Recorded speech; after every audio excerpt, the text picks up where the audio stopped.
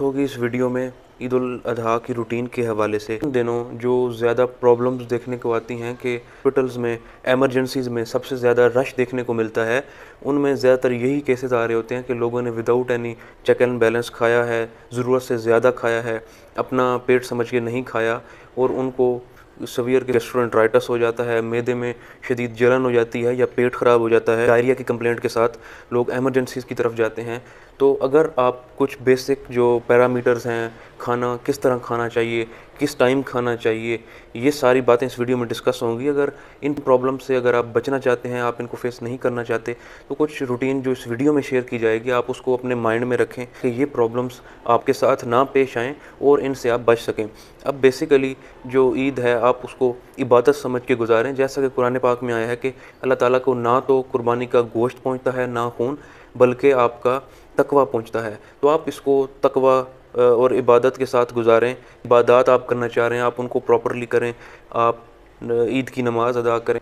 अगर आप इस दिन के तक़द्दुस का ख्याल रखें, इबादत के साथ गुजारें और जो आपका खाना है वो भी आप चेक एंड बैलेंस के साथ खाएं।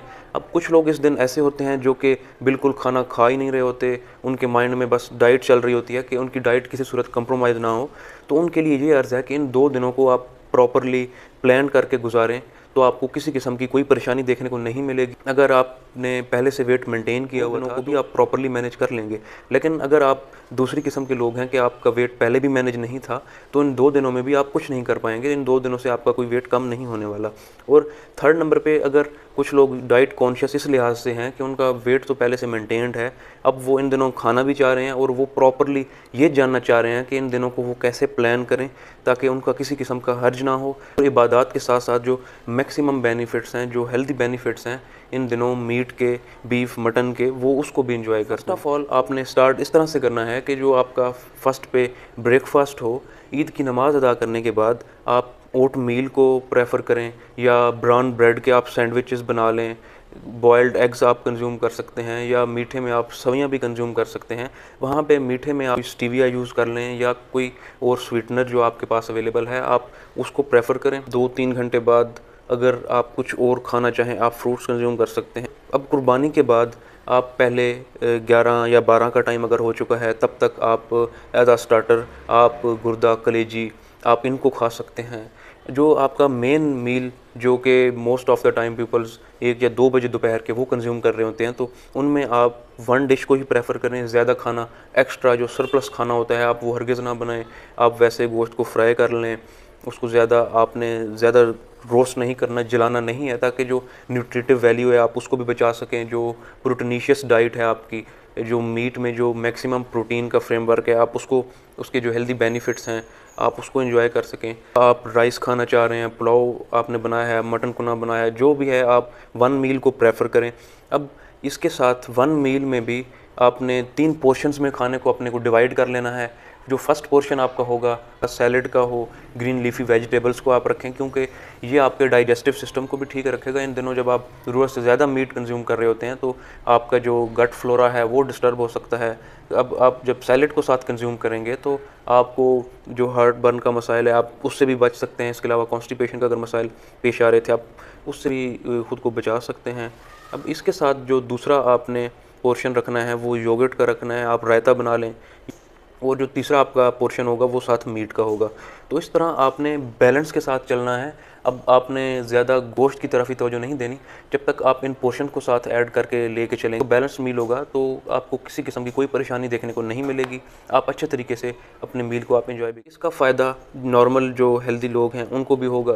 वो जैसा कि प्रॉब्लम स्टार्ट में डिस्कस हुई है, इन दिनों जितने भी हॉस्पिटल्स में एमरजेंसीज़ पे लोड होता है पेशेंट का, उस तरह के मसाइल से भी आप बच सकते हैं। डायबिटीज़ का शिकार हैं तो इस तरह का जो पैटर्न आप डिज़ाइन करेंगे मील का तो आपके लिए भी फेवरेबल रहेगा। हाइपरटेंशन का आप शिकार हैं तो फर्स्ट ऑफ़ ऑल आपने अपने जो डॉक्टर हैं जिनसे आपका ट्रीटमेंट प्लान चल रहा है उनसे कंसल्ट कर लेना है। अगर आपका जो ब्लड प्रेशर है वो नॉर्मल रेंज में फॉल कर रहा है तो आपको किसी परेशानी की ज़रूरत नहीं है।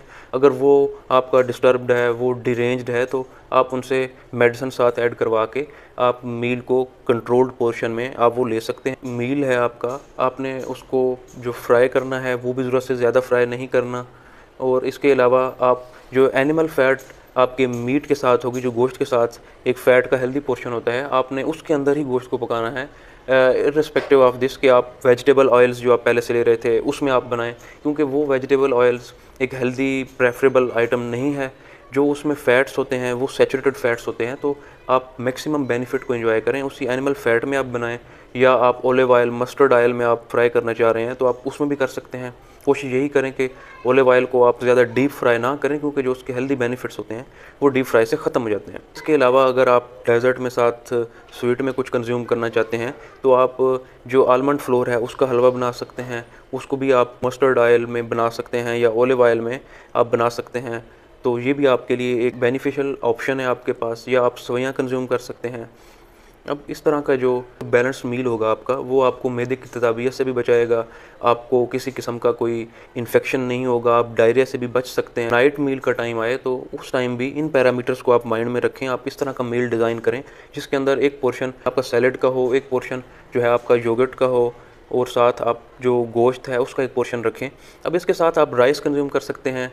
डिस्क साइज़ आप चपाती रोटी आप उसको भी प्रेफर कर सकते हैं, ना कि आप एक्स्ट्रा ज़्यादा रोटी खाने लग जाएं। और जो आपने सालन डालना है या गोश्त का आपने पोर्शन डालना है वो आप पहले से अपनी प्लेट में एक ही बार फिल कर लें जितना आपने खाना है, क्योंकि रीफिल के चक्कर में आप ज़रूरत से ज़्यादा खा जाएंगे और आपको बाद में मसाइल पेश आएंगे।